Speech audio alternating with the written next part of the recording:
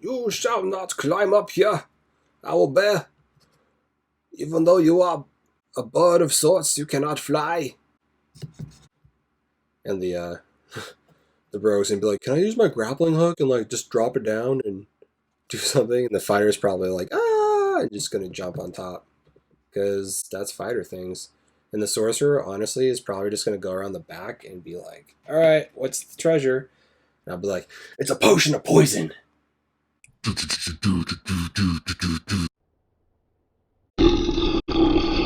Hey, hi, hello, yo. Let's make an encounter. Let's do it. Well, if you really must ask me, I would for sure say yes. I would very much like to build one encounter. Let's do it. And we need a party, so we got a wizard. That's a wizard. We got a rogue, because every party has a rogue for some reason. We got our sorcerer and our fighter. Cool. Yep, that looks like a party to me. Where we're not going to play on the cutting board because we're not in the Matrix right now. Alright, so there's three things that I need to know before I build a homebrew combat encounter, and the first thing is the location. Where are my players fighting? So here is a cave tile. Boom. My players, which are right here. Blah, blah, blah, blah. All three, four of them. There we go. We are currently in a cave. And yeah, where is the encounter taking place? Are you building your encounter in a forest? Are you building in a dungeon? Is it a cave? Is it the elemental plane of fire? I don't know. Wherever you're building it, you need to have that in mind before you even start doing anything with your terrain pieces.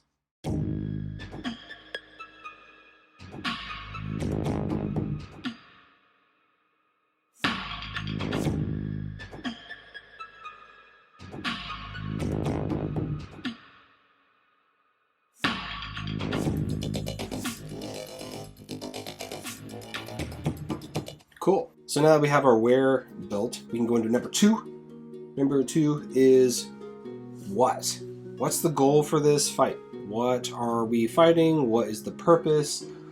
Are we going to kill the monster? Are we trying to scare a group of bandits off? What is our goal?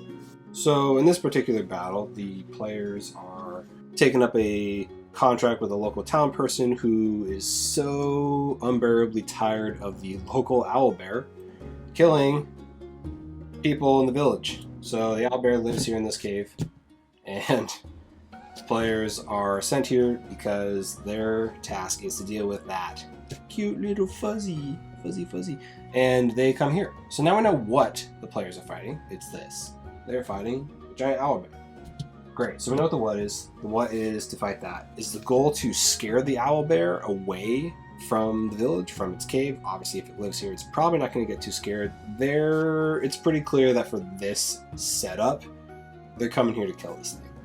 It's a monstrosity. It's not even an animal. You can't even cast Speak with Animal on this thing because it's a freaking monstrosity. So we can have our wizard come in and he's like, "Oh my god, there's an elf." And then the rogue's like, "Oh, I'm going to climb up here." And the fighter's like, "Don't worry, I can take it single-handedly." The sorcerer's like, "Yeah, I'm going to go with the rogue." And they all kind of just up here. And, "Oh, look at these rocks. They're really loose. It would be a shame if we were to use this to our advantage in some way." "Yeah, don't worry. We'll run this way and lure the owlbear and leave the pushing of the boulder to the weakest." You see what I'm doing here? Now we have this dynamic kind of fight that is going to be happening centered around this pillar. And the whole focus is that this is the threat and this is what's happening. Alright, so we went over the where, we went over the what. Now the third thing that you want to incorporate into your homebrew combat encounters is the loot. Get a shiny thing or some sort of marker and just place it on your map somewhere. Because your players are going to say, "Ooh, what is that? I want that. What is it? Tell me, DM. Tell me what it is."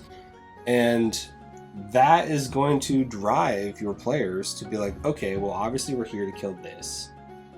But now there's this other thing that we can see on the map," and they're going to really want that.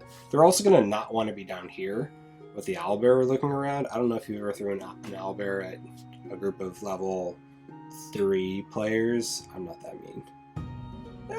4 level 3, they're pretty... Yeah. Yeah, sure. I think 4 level 3s could handle an owlbear, especially if you got things like rocks that they can drop on top of them from, I don't know, that seems like 5d6 damage to me. So the loot is the thing. We're getting off track here. The loot. So that gem, this could be a potion, this could be silver. I use the silver standard. Highly recommend it. It could be a weapon left behind by the previous group that came in here to kill this thing and failed. Maybe it's a magical item. Who knows? But it's going to draw your players in and have there be something else that's happening in this area that's going to draw them to that, instead of just doing the optimal thing, which is, all right, everybody, let's go up here and just shoot arrows down at the owlbear. You know, that'll work, but I think if my players did that and they did that for longer than 2 rounds, I think the owlbear is going to start trying to climb up here and pull somebody down. So the majority of my campaign sessions are pretty much done in Theater of the Mind. I only will bust out my terrain if my players are for sure like in a combat scenario. Albeit I will try to avoid the combat and delay it as long as possible, just because, you know, it gives the players an opportunity to come up with a plan. It gives them a chance to use their skills to either avoid the combat entirely or at least set up prior. Unless, of course, you're, you know, being ambushed by a bunch of giant spiders, in which case, yeah, there's not really going to be any setup time for that sort of thing. And yeah, so this is basically what works for me. I really enjoy running encounters like this. I think it's super fun to give my players a second to kind of talk about where they are and what it's going to look like, because, you know, your imagination imagines the encounter one way, but as soon as you bring this out, everyone's like, whoa, oh my gosh, that thing is huge, in reference to this guy.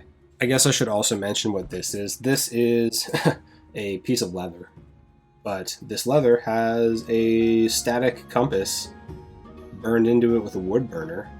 And if you're a DM and you use a miniature setup, I 10 out of 10 recommend that you do this, because it is so nice to just take this and go plop on the board, and now all of your players know which way is which direction, and you can just describe things by direction. You can say, cool, yeah, you can see it to the east there, you know, because I'm facing the players and the players are facing me typically at my table. And if I can say, yeah, it's on the east side of this board setup, it really helps to kind of get them oriented with the battle and speed up that entire interaction. So definitely recommend this. I know someone's going to probably ask, what's that weird thingy that looks like a compass? Cool. And that's a homebrew combat encounter you could run pretty easily, like right now. In fact, go play D&D. Stab it. I'm gonna play D&D. Can I cast Levitate on the owlbear so it can fly? Maybe it'll leave us alone. Oh, I have to try that.